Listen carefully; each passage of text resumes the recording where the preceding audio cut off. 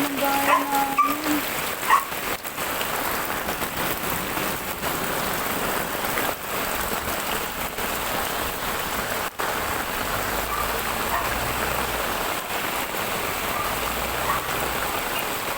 Wala, hindi na makadaan yung sasakyan. Natarap na doon.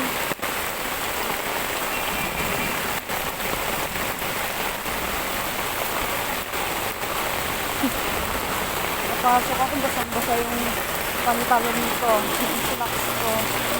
Grabe. Kunting ulan pa lang yan. E paano pag malakas na malakas na? Baka nasa loob ng sa compound namin. Grabe.